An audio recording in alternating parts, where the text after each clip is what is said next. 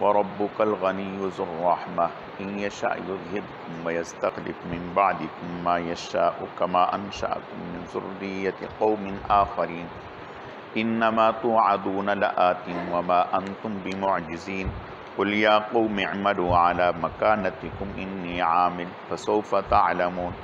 من تكون له عاقبة الدار إنه لا يفلح الظالمون وجعلوا لله مما ذرأ من الحرث والأنعام نصيبا فقالوا هذا لله بزعمهم وهذا لشركائنا فما كان لشركائهم فلا يصل إلى الله وما كان لله فهو يصل إلى شركائهم ساء ما يحكمون۔ اور آپ کا رب بے پرواہ ہے، رحمت والا ہے، اگر وہ چاہے تو تم سب کو لے جائے اور تمہارے پیچھے دوسروں کو جسے وہ چاہے لے آئے، جیسا کہ تمہیں پیدا کیا دوسری قوم سے۔ بے شک جس کا تم سے وعدہ کیا گیا ہے وہ آنے والی ہے اور تم عاجز نہیں کر سکتے۔ آپ کہہ دیجئے اے قوم تم عمل کرو اپنی جگہ پر، میں بھی عمل کر رہا ہوں، ان قریب تم جان لوگے کون ہے ایسا شخص جس کے لیے ہوتا ہے آخرت کا گھر۔ بے شک نہیں کامیابی حاصل کر سکتے ظالم لوگ۔ انہوں نے ٹھہرایا ہے اللہ کے لیے اپنے کھیتیوں میں سے اور اپنے چوپایوں میں سے حصہ، بس وہ کہتے ہیں کہ اللہ کے لیے ہے اپنے خیال میں، اور یہ ہمارے شرکاء کے لیے ہے، پس جو ان کے شرکاء کے لیے ہے وہ نہ پہنچے اللہ کی طرف، اور جو اللہ کے لیے ہے پس وہ پہنچ جائے ان کے شرکاء کی طرف۔ برا ہے جو وہ فیصلہ کرتے ہیں۔ گزشتہ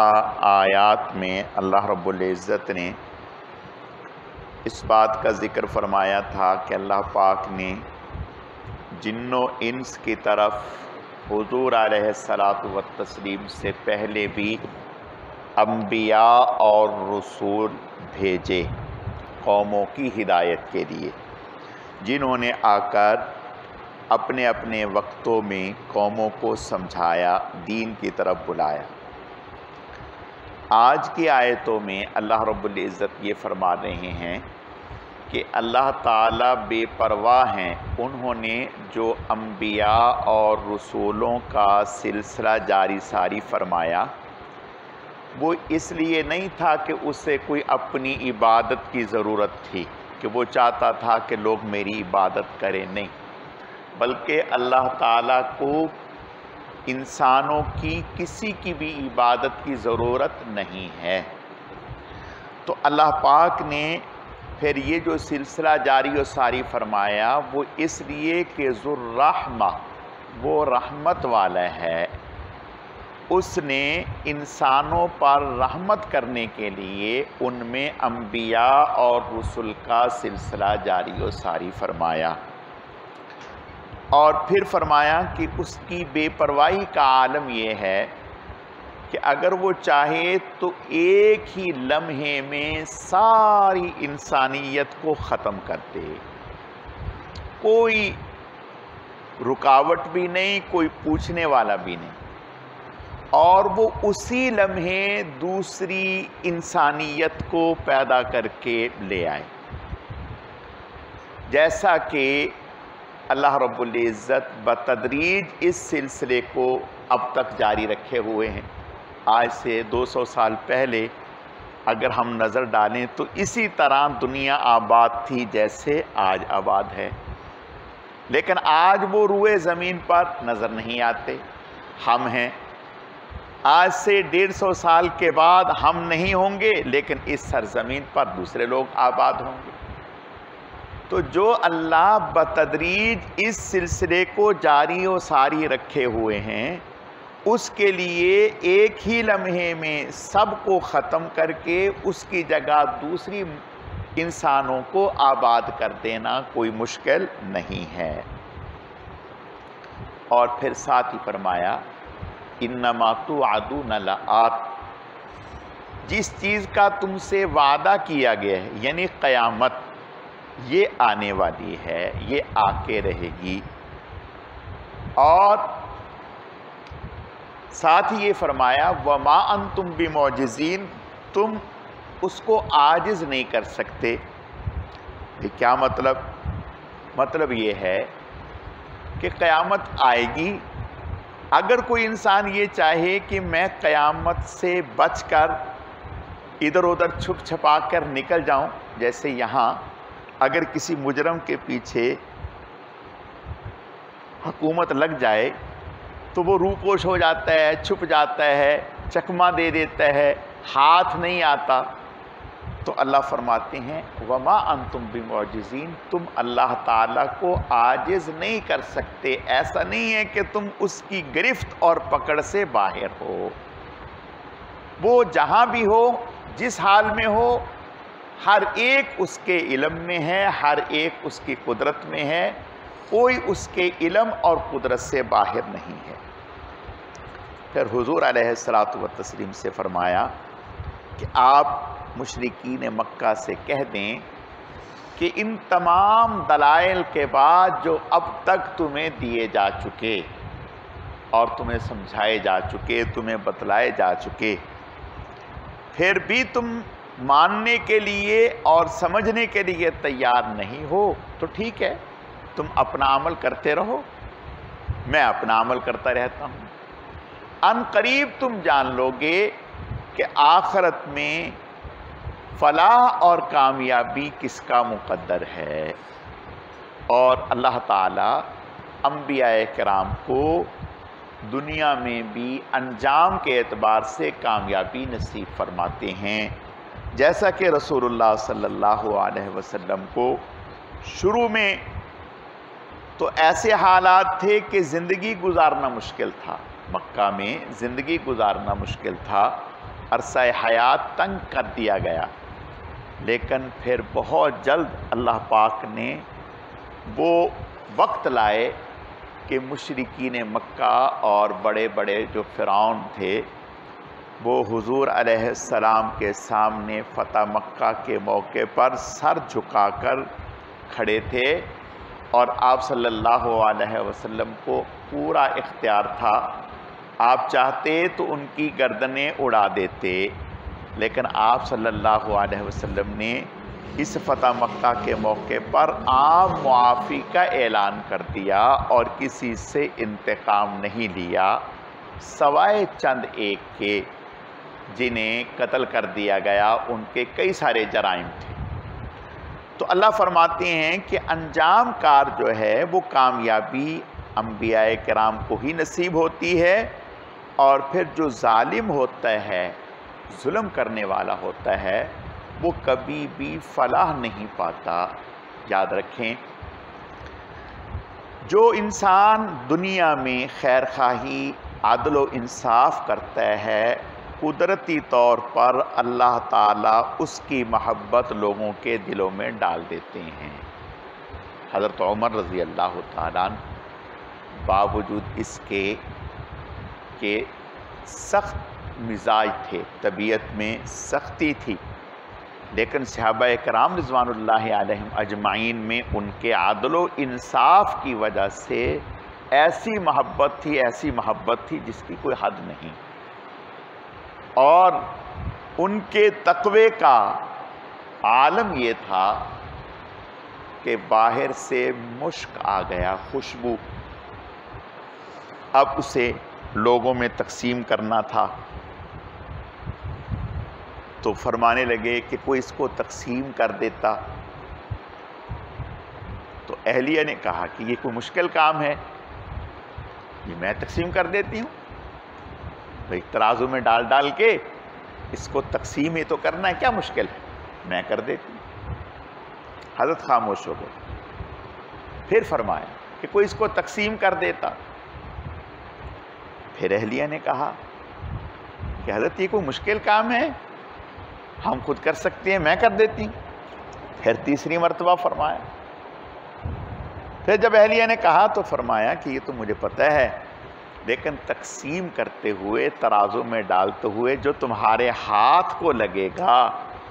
میں نہیں چاہتا کہ وہ بھی ہمارے حصے میں آئے، میں چاہتا ہوں حالانکہ وہ تو کوئی بھی تقسیم کرتا اس کے ہاتھ کو لگنا ہی تھا، وہ تو لگنا ہی تھا، لیکن تقوی کا عالم یہ تھا، فرمایا کہ میں یہ بھی نہیں چاہتا کہ وہ میرے حصے میں آئے۔ تو پتہ چلا کہ روئے زمین پر جو عدل و انصاف کرتا ہے اللہ تعالیٰ اس کی محبت لوگوں کے دلوں میں ڈال دیتے ہیں۔ اور یہود و نصارہ اس وقت بعض ایسے تھے کہ جنہوں نے حضرت عمر رضی اللہ تعالیٰ عنہ کے زمانے میں یہ کہا کہ ہم اسلام تو نہیں لاتے لیکن ہم جزیہ دیں گے،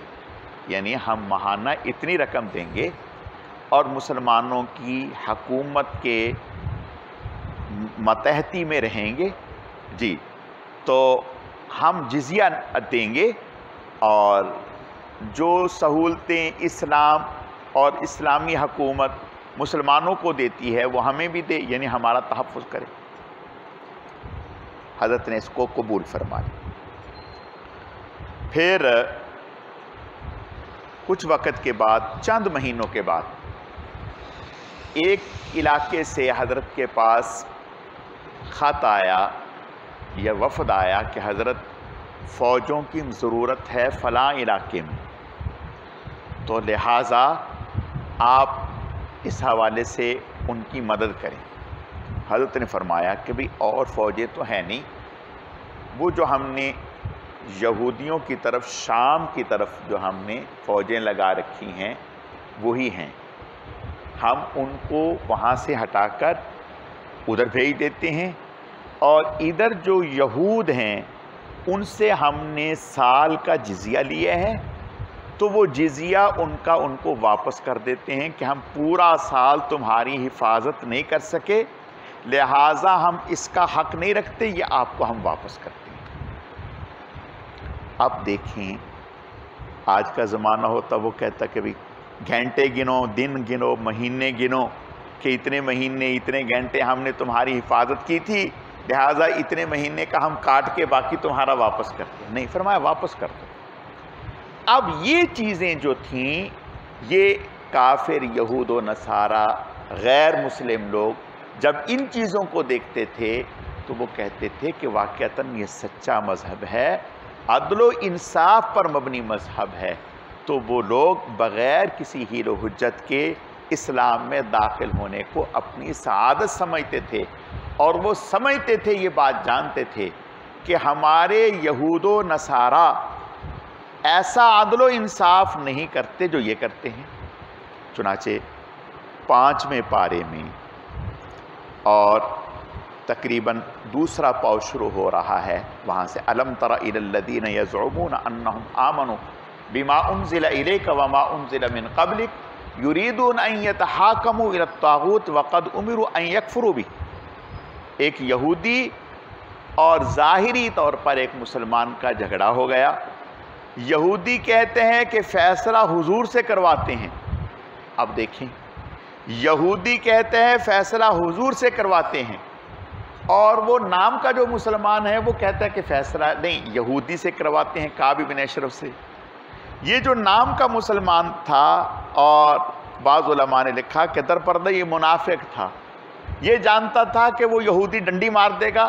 اس کے ساتھ لے دے کے بات بن جائے گی، اور یہودی سمجھتا تھا کہ حضور صلی اللہ علیہ وسلم جو فیصلہ فرمائیں گے وہ انصاف پر مبنی ہوگا، خواہ وہ میرے حق میں جائے یا میرے خلاف جائے۔ چنانچہ یہودی جو ہے کہہ سن کے فیصلہ حضور کے پاس لے آیا، حضور علیہ السلام نے فیصلہ یہودی کے حق میں دیا، اور جو نام کا مسلمان تھا اس کے حق میں فیصلہ نہیں دیا، اس کے حق میں فیصلہ نہیں دیا۔ تو یہ چیزیں تھیں جو غیر مسلموں کو اسلام کے قریب کرتی تھی۔ تو اللہ فرماتے ہیں کہ ظالم انسان، خواہ وہ کسی بھی قوم کا ہو، مسلمان ہو یا غیر مسلم ہو، نہ تو لوگوں کے دلوں میں اس کی محبت ہوتی ہے اور نہ اللہ کی طرف سے اس پر رحمت اترتی ہے، بلکہ ایسا ظالم جو ہے نہ دنیا میں پنپتا ہے یعنی ظاہراً تو دنیا میں ترقی کرتا ہے. اللہ پاک نے چوتھے پارے میں نصف سے اگلے رکوع میں الذین استجابوا للہ والرسول من بعد ما اصابہم القرح، اس رکوع میں اللہ پاک نے ذکر فرمایا کہ آپ کافروں کو دیکھتے ہیں بظاہر ان کے پاس مال و دولت بھی ہے اور بہت چہل پہل ہے، تو اللہ فرماتے ہیں یہ جو انہیں ڈھیل دی گئی ہے، آپ اس ڈھیل کو اللہ کی طرف سے جو انہیں دی گئی ہے، ان کی رسی کو دراز کیا گیا ہے، تو یہ ان کی کامیابی اور فلاح نہ سمجھیں. یہ تو اللہ چاہتے ہیں کہ وہ اور زیادہ جرائم میں آگے بڑھ جائیں، پھر ایک دم ان کو پکڑ لیا جائے. تو اللہ فرماتے ہیں اِنَّهُ لَا يُفْلِحُ الظَّالِمُونَ، ظالم لوگ جو ہیں وہ کبھی فلاح نہیں پا سکتے. اگلی آیتوں میں مشرکین کی ایک بری خصلت کو اللہ نے ذکر فرمایا ہے کہ مشرک جو تھے وہ جو بھی پیداوار ہوتی زمین سے، تجارت سے، کاروبار سے، تو اس کے 3 حصے کرتے. ایک حصہ اپنے گھر کے لیے، اپنی ذات کے لیے، ایک حصہ اللہ کے نام کا نکال دیتے، اور جو اللہ کے نام کا حصہ ہوتا اس کو مسافروں پر، غریبوں پر، مسکینوں پر خرچ کرتے، اور ایک حصہ اپنے جھوٹے الہوں کا، بتوں کے نام کا نکالتے کہ یہ ہمارے بتوں کے نام کا ہے. اب جو بتوں کے نام کا ہوتا، وہ جو بتوں کی دیکھ بھال کے لیے، ان کی خدمت کے لیے، صفائی ستھرائی کے لیے مجاور ہوتے، ان کے اوپر وہ خرچ کرتے. تو اگر کبھی اس غلے میں سے، اناج میں سے، اس کھیتی میں سے، پھل میں سے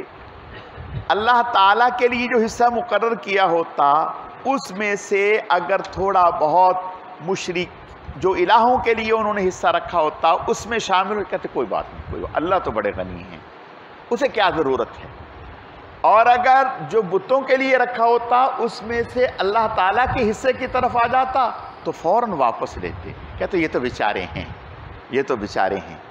تو اللہ فرماتے ہیں کہ دیکھو ظالموں، پہلی بات تو یہ ہے، یہ کتنا بڑا ظلم ہے کہ ساری نعمتیں، ساری پیداوار، سارا اناج، کامیابی، تجارت میں کامیابی، تجارت میں نفع، زمین سے پیداوار، یہ تو اللہ نے دیے ہے، یہ تو اللہ پاک نے تمہیں دیے ہے، اور تم اللہ کے دیے ہوئے میں سے اسی کے ساتھ دوسروں کو شریک ٹھہراتے ہو. یہ کوئی کم ظلم ہے؟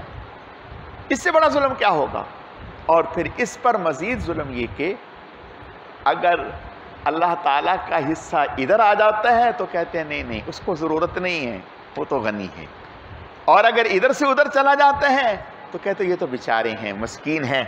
لہذا ان کا حصہ پورا کرنا چاہیے. اللہ فرماتی ہیں یہ تمہارے طریقہ کار اور فیصلے برے ہیں.